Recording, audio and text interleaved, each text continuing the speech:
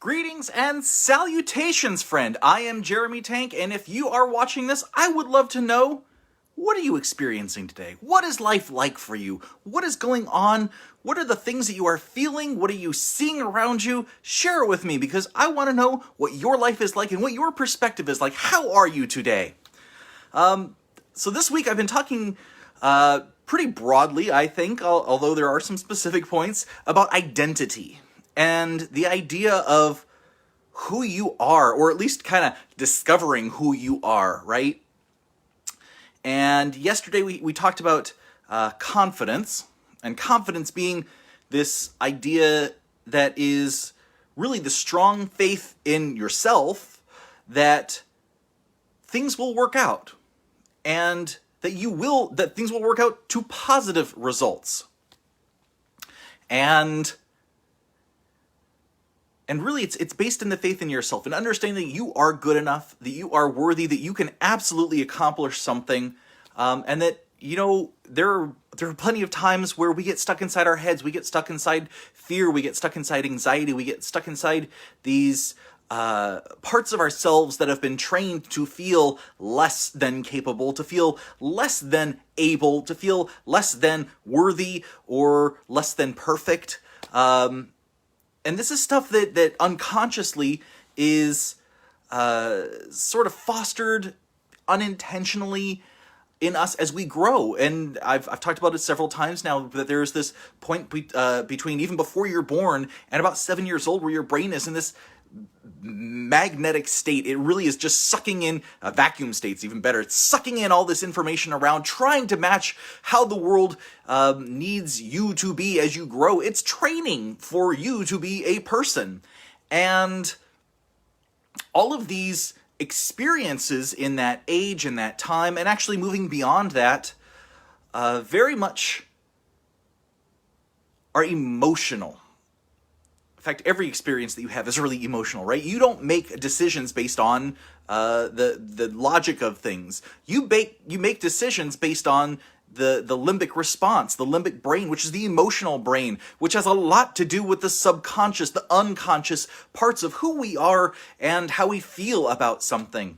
If we're scared, it's an opportunity either to move past that scared, through that scared, embrace that scared, transform that scared into something new, or it's gonna pull you away from something you desire. If it's scary, it's, maybe you desire something that's on the other side of that.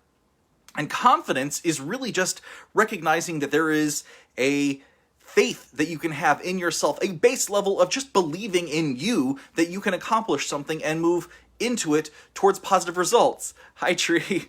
And the thing about faith, I love faith. FYI, my little sister is named Faith. So every time I'm talking, I'm having this little talk now. I've given it a few different times. I just keep thinking of my sister, who is like 15, and I'm like, oh, she's getting so old now. And I just can't stop thinking about my sister Faith. It's very funny. And I love faith, and it's what you put faith in that counts. And you should absolutely put faith in yourself. And what is faith? Faith is a belief in something, a belief in yourself, a belief in your ability to accomplish, an ability to do, an ability to be. And this kind of brings me back to that whole concept before, that all of the blocks, all of these divisions within yourself, these voices that you hear that kind of knock you down and knock you around a little bit, these were interpretations that you gave yourself. They were suggestions that you gave yourself, interpreting the world around you at the time. However old you were, you were not the person you are now. That's just plain and simple. The person yesterday is not the person you are today. The person you will be tomorrow is not who you are now. And from that standpoint, okay, let's get rid of time altogether. Whew. We're not going into that today. That's a whole long talk. So understanding that at the time that you were, however old that was, and an impression came to you and you interpret it through your knowledge, your experience, your feelings that you had at that time, you created a belief about it. And at that core, that belief is just a choice in what that experience and the subsequent feelings wrapped around it mean to you. And because our body, our mind, our physical form really wants to stay alive. That's its primary drive, right? All of this is really programmed to stay alive. So it wants greater satisfaction and less pain. That's it, right? Greater satisfaction means more happiness, more good feelings in the body, more food, more sex, more orgasms, right? This is the good stuff. We want more of the good stuff in life all the time. That's what the body wants. And at the same token, it wants less pain. So that's physical pain. I don't want to have back pain. I don't want to have hip pain. I don't want to have leg pain. I don't want to have glasses pain. I don't want to have emotional pain. So emotional pain, like breaking up with somebody or being broken up with. Oh my God, it hurts so bad. And sometimes it's like actual here. There's actual pain, right? And the body hears that, feels that, and goes, I don't know about the next relationship.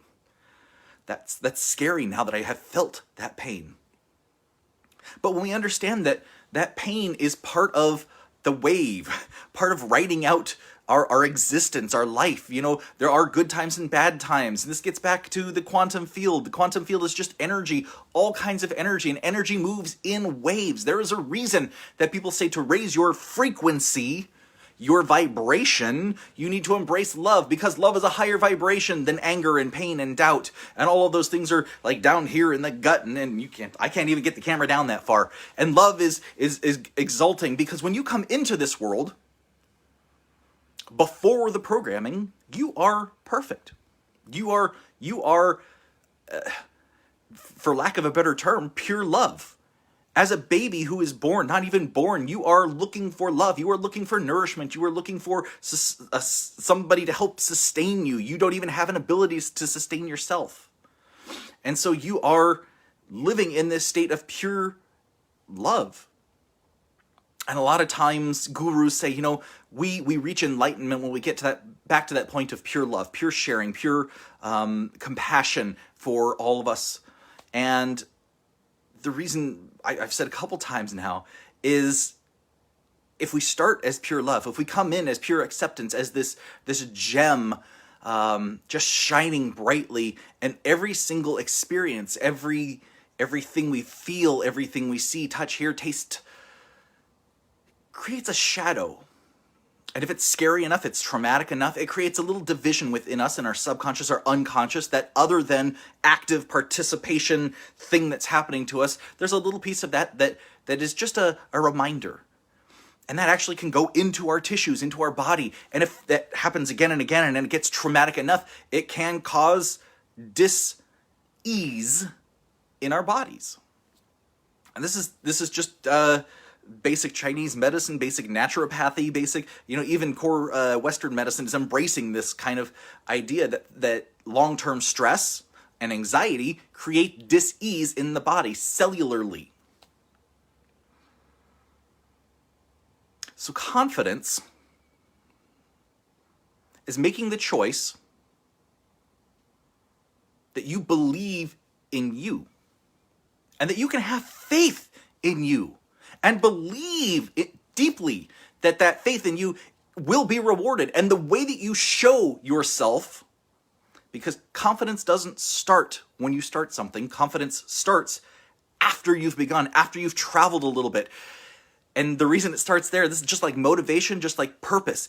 You have a vision, and then you start down that path. And when the reticular activating system, that part of us that is waiting to see what's happening in reality, what we want to actually observe and experience in reality, it filters out all the stuff that really is not that important, that doesn't hold to our vision, that doesn't hold to who we want to become. That actually helps us feel confident, because as we see the steps that we are creating out of it, as we take these long journey, whatever that is, whatever you are building, whatever you are doing, however you are trying to change yourself and be, all this stuff requires the first few steps. And that's all, just the first few steps. And when you stop and recognize, I have taken those first few steps, and look what I have already accomplished, it gets easier. It gets easier to see the future. It gets easier to see where you're going. It gets easier to have motivation, easier to understand your purpose in the thing you are doing, in where that fits in your life through your motivation. And all that consciousness, subconscious, unconscious, all starts working together in a more cohesive way. And when you start doing this, you realize that you are not broken. There's nothing about any of us that's really broken. Physical science, physical medicine really wants to say there are pieces and parts of us that are broken, that need to be repaired, that need to be medicated, cut out, treated, radiated. And, there's a certain point that, you need to do that stuff because the physical is just breaking. But in a core way, in an active consciousness way, in who you are kind of way, there's nothing about you that's broken. In a lot of ways, you've been told things, you've experienced things that have led you to interpret life in a certain way. And it's up to you to choose what that way is. And if you want to continue down that path, and if you want to change that, release some of those locks, some of the filters that are holding you back to become more of the person that you truly wanted to be when you were younger. And many of us put that dream aside, dropped it, chose to do something else, chose to pursue a different life, a different career. But the piece of you that still has like a dream, a goal, an idea that it wants to pursue, it's still down in there. It still thinks about it from time to time. It comes up, and maybe you're driving to work and you get a little tear in your eye going, oh yeah, those were the days, if only. The only thing keeping you from if only is you. And there's nothing wrong with you, it's just that a lot of the fear and the stuff holding you back has gotten in the way. So how can you get there? Because having confidence is great, but seeing that you need to start to have confidence, well, that's tricky. Having motivation is awesome. But really, you kind of got to start somewhere to get the motivation to keep going forward. Once you get going, though, it's like priming the pump. It's ready to go. And purpose starts with your vision and then walking towards that vision. So what is the step here? What are we noticing? Action. Action is the step that makes all of this stuff work. And when we think about this, it's like, well, duh, right? Because when we're talking about the quantum field, when we're talking about all possibility, when we're talking about energy and we're talking about vibration and frequency, we are talking about waves. We're talking about peaks and troughs. We're talking about patterns that go like this, right? And there's always a high and always a low. And as you can learn to recognize, perhaps right now is a low, but it will go up at some point. And maybe just as you start to recognize that, you can say, okay, well, how can I take actions to make that happen? Because having the vision of something is great. I absolutely believe in vision setting. I kind of call it future casting in my head because I feel like it's a fishing line right out to the future, pulling my vision of a fish right back and yanking it back to me. That's how I think of things like that. And the thing is that me just thinking about it is not going to create something. I absolutely believe that in the quantum field, there is the possibility of that exact future. And as I set myself, my emotional self, my ideal self, and I release those blocks on myself, and I sit there, resonant in the right vibration, I guess you could say, in the woo-woo sense. That means that I am creating sort of a quantum entanglement with my thoughts, my body, my energy, with that future that I want to achieve. But it doesn't just come to you because that's all quantum field. And I love the quantum field, but if you don't, if that's all the action that you take, then you are relying on too much yin, not enough yang, right? There's a reason that that symbol is equal parts white and black, and within either of those is the opposite color. This is a cycle that continues. It's the peaks and the troughs. This whole concept of yin and yang and the five elements with the Chinese theory, it is very much the same quantum field theories that physicists are coming up with these days. It's just that it's, 5,000 years older. Similar with the Hermetic principles, just 5,000 years older. A lot of this stuff has been around for a long time, and I feel like because of the internet, a lot of it's coming back out, and we're able to share more with more people who can possibly utilize this. I hope this is you.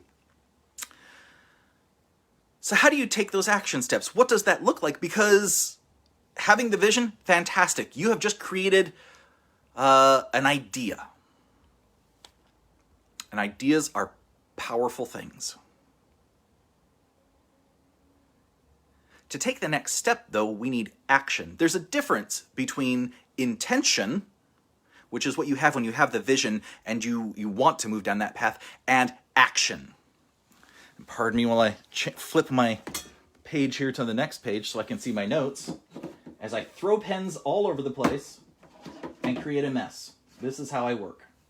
I love it. Okay, I'm back. So, the idea here is that you have to take action. And action needs to be aligned with your vision. Now, in my mind, I sort of think of this as like Siddhartha.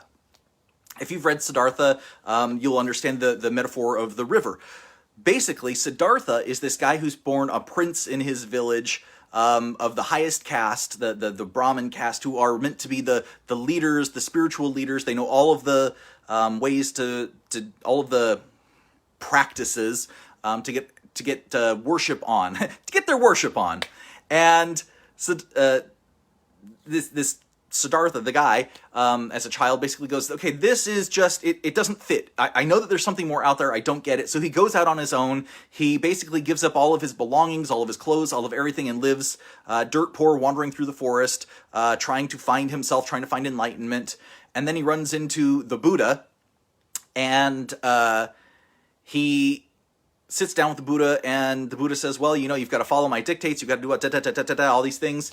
And Siddhartha's like, yeah, that's not my way, so thanks. And he continued to pursue his vision, and later on he actually became really wealthy, got married to the woman who was gorgeous, had a son, left, and gave it all up to become a riverboatsman, ferrying people across this river.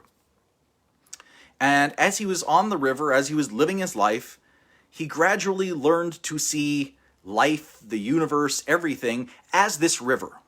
It is simultaneously up on the mountain and out at the ocean and everywhere in between.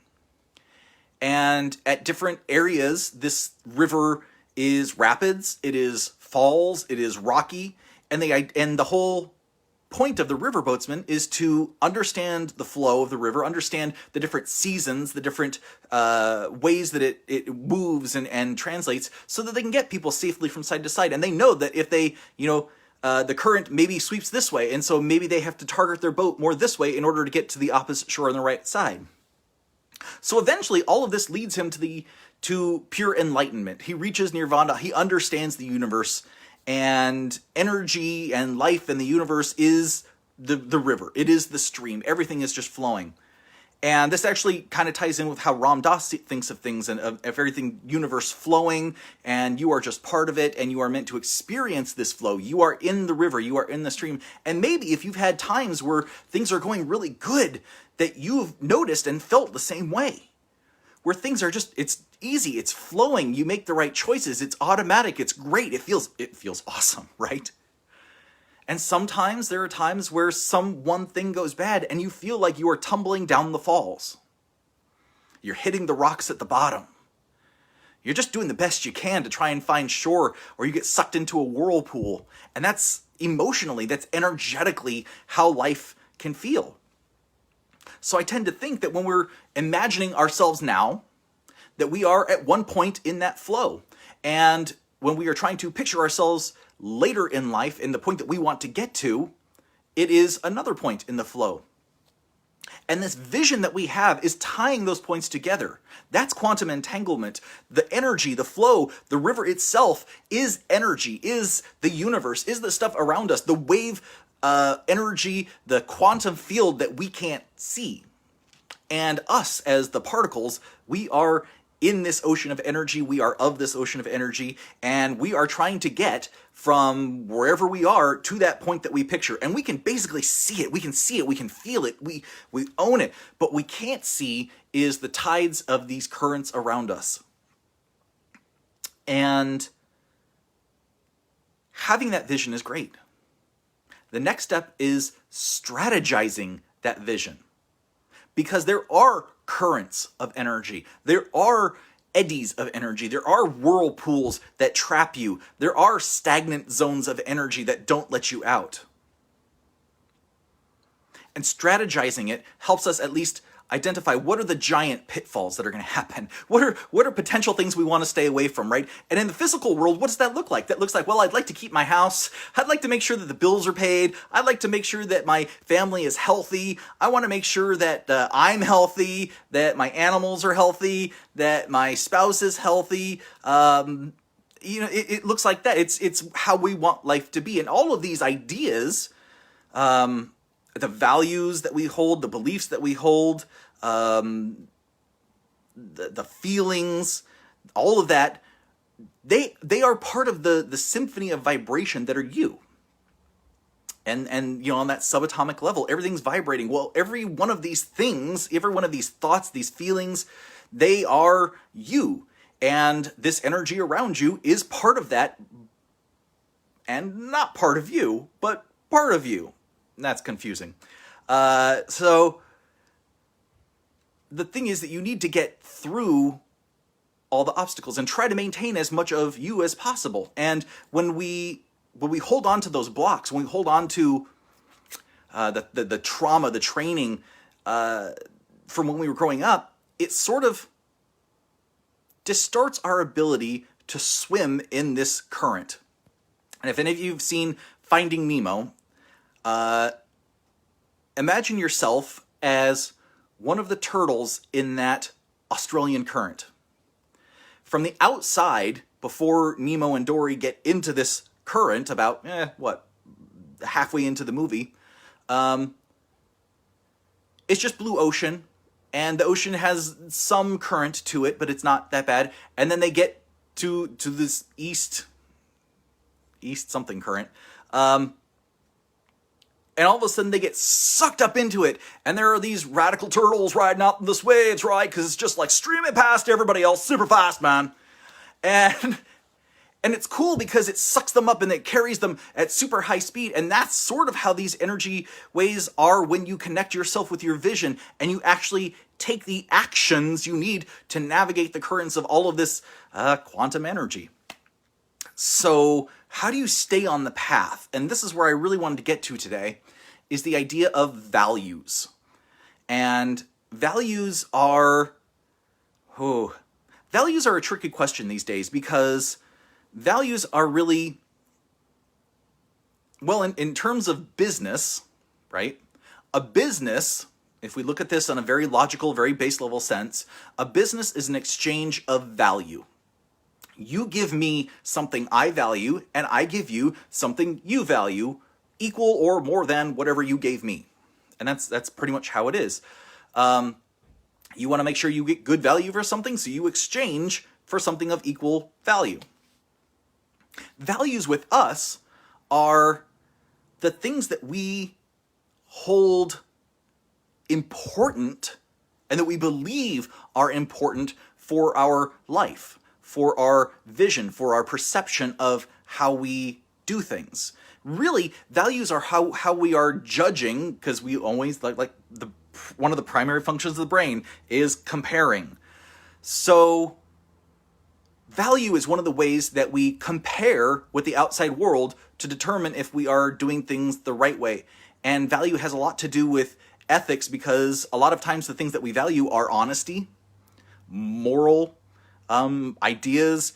It could be speed, price, time, efficacy. Is something efficient? Is it working? Does it not work? Community, maybe vision. Is it something you value? Or ease? And the idea, when you're taking action, is not just that any action would do. If I had the intention to raise my arm, then, and you can see this arm, nothing's happening. I have a vision of the arm is raising. I have an intention the arm is raising. It doesn't raise until I take the action. Great. Now, the value is, do I raise the arm sideways or do I raise the arm forward? Okay. The value determines how things manifest in the physical world. So the question I need you to ask is, what do I value? In my relationships, in my work, in my life, what do I value? Because as life comes up and as life does, right? Okay, so way back in my pharmaceutical days, I took this management training course, and they showed this video, and this video is out there. You can find it on YouTube anytime. There's tons of versions of it, and it's the rocks inside a jar game. And what the idea is that you have big rocks, medium rocks, and small rocks, or sand. And they say, fit all of these in the jar, and people will dump the medium rocks in and then the sand, and then try to fit the big rocks in, or try to fit all the big rocks in. And basically, there's only one real way to do this, and that is to put the big rocks in until they fit, and then put the medium and smaller rocks in and shake them around to make sure everything gets in between the big rocks, and then put the sand in so that it fills in everything in between that. So starting with the biggest chunks first, the things that are the most important, get them done first. Marissa Peer of RTT, the person who created RTT, says that, the most successful people on the planet take the hardest task, the task they don't want to do, and they get it done first. Same idea here. Take the big chunks. And the reason I say this is because the values that you hold are the big rocks that determine what your jar actually looks like. These are the things that you value most, that if you truly value them, should be big in your jar. And this is where reflection comes in. This is where we actually need to find out where our blocks, our trauma feelings come into things, because there's the idea of integrity. Integrity being, let's see, the principles, uprightness, what do my notes say?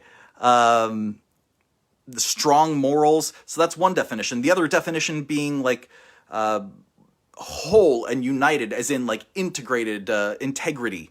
When you integrate your parts, you have a lot more parts integrity, because you and all of the different personalities within, or the different pieces that have reflected on the trauma and gained those experiences, they become more integrated. The integrity here, as I'm talking about it though, integrity values is, are you actually prioritizing the things you say you value versus anything else? And a lot of times I think we find that people say things that they value, say things that are other people, they say things that they think other people value, and it's not authentic to them. And you can tell because when they go to take actions, they deprioritize whatever it was they said, and they prioritize something else that is actually, that's what they actually value higher than whatever it was. So an example in this would be, if somebody tells you, I am a family man, I prioritize my family, I do all that I can to spend time with them, and they are I value that highest. This same person should not be working 60 or 80 hours a week. And I just say should, because that might be what they feel is necessary to support their family, what they feel is necessary to take action on and move forward so that everything is going in the direction that they want it to. But are they actually valuing their family? Well, in some sense they are. Internally, reflectively, they feel they have to do something to support the family. But if they wanted to truly value the family, wouldn't they spend time with the family? Wouldn't they take care of the family? Wouldn't they find some other way to either make money or change careers or do something more fulfilling? It's a trick, because in today's society, it's not easy to have values. It's not easy to have a moral standing and ethical standing, because so much of where we are pretty much says, get over it, you're not worth it, and you need to get on with the way that society needs you to be, instead of being an individual, believing in yourself, and holding to your own values. And that's tricky, right? How do you hold to that? And so a lot of times what we end up doing is saying, okay, well, I don't want to do this. I am not going to be that. I am not going to be an overworker. I am not going to be somebody who doesn't recycle. I am not a person who loses my temper. And the problem with negative values, that's how I look at this as a negative value, is that it creates a juxtaposition in the brain. A juxtaposition meaning the mind doesn't hear when you want something in the negative. All it hears is the core idea that you're creating. I am I do not want to be an overworker.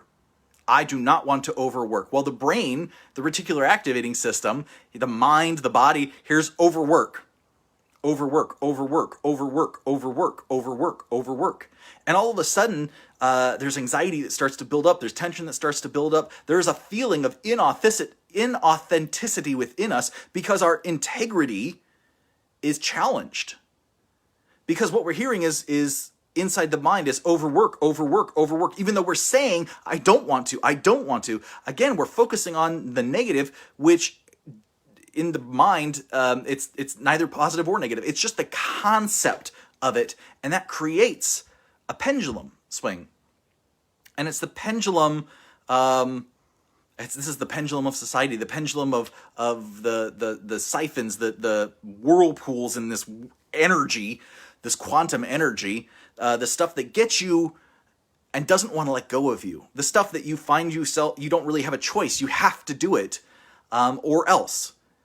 And pendulums are tricky because when you want to be something, the mind says, I value that. So how can we take steps to live a life that is aligned with that value? When you think of the negative, the mind goes, I value that. And how do we take steps aligned with that? And what happens is the identity that we are, how we see ourselves, this experience, sees whatever that negative is occurring more and more, and then we recoil and pull the other way. And then when we tell ourselves, well, I don't want to be that. So, that's the recoil. I don't want to overwork. I don't want to overwork. I don't want to overwork. I'm not an overworker. I value my family. I don't want to overwork. I find myself overworking. So now I recoil and I pull back a whole lot. And I'm on the other side of the pendulum. And then slowly it goes back the other way because that's what pendulums do. That's what whirlpools do. They kind of pull you and throw you around a lot. And it's this whole energetic system in the quantum universe, these waves bouncing you back and forth, back and forth, back and forth, back and forth. And the good thing is that pendulums can energize you depending on which pendulums you're part of. They can also suck your energy away. And just to kind of give you a bright idea, what is a pendulum? In your life, in the things that you see, what is your pendulum? Okay, if you are a person who requires at least one Starbucks a day, that's a pendulum. You can get energy from that Starbucks. It sure tastes good. The community sure feels good, but you have to go to them. You have to give them money. You are indebted to them, basically. There's a dedication factor that you go to them. If you only wear Nike shoes, that's a pendulum. You've created it. You've created this community that you want to be part of. You are showing your status, your integration with that because you're sucked into that in a capitalist pendulum. If there's a favorite TV show that you like, and you like it so much that you tell other people about it, then you are part of that TV show's pendulum, right? It's just an energy suction going back and forth. You watch it, and then in turn, it kind of entertains you for a little while, and you laugh, and you feel good, and then you go back to it, and you watch it. It's this back and forth, and then you have to ask, what do I value here? Do I value a cup of coffee? Do I value a what is it these days? Like a $12 cup of coffee? Do I value $300 shoes? Do I value the status that I get with the shoes? Do I value the community of the people who sell me the shoes, or the community of the people who recognize the shoes on my feet, and therefore it gives me status? I feel good because of the status I get because I bought $300 shoes. By the way, I'd never buy $300 shoes. I'm just not that guy. So what do you value? Because this is what's driving all of our capitalist society. Everything that is something to buy is an energy that is getting sucked away from you and filtered into something somebody else wants. And that's the way to step outside of this stuff. The way to embrace who you want to be is to start to recognize that this is trained behavior. This is trained behavior through capitalism, through education, through just society, through politics. And a lot of it is meant to take your attention away from the things you truly value so that you don't create the actions that are aligned with your values that take you in your own direction, because the systems of society are set up and it's easier to run the way it is. Does that mean it's good for you? Not necessarily. Does that mean that you can be everything you want to be, uniquely you, in that kind of society where you are pulled back and forth and all over the place? Not really.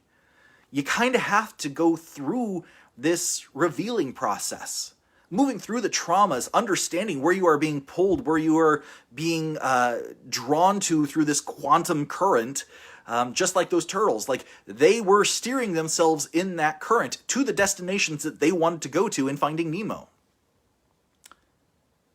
And you can do that. The first part is realizing that your identity is a huge part of the things that you value in this world and how you want to display that value to the outside world. Your integrity, the words that you say and the actions you take that are aligned with the values you hold.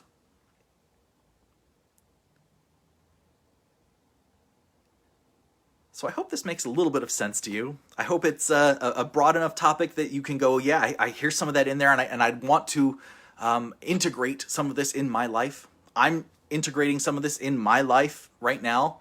I've been trying to integrate this in my life for probably 20 years. It is not an easy thing to do. I'm often called an idealist. I'm often called a creative idealist. I've been called dangerously positive. I've been called all kinds of things, which are really just somebody else's interpretations in their own world, through their own mind, the way that they see me, the way that they interpret me. Thank you, Teresa.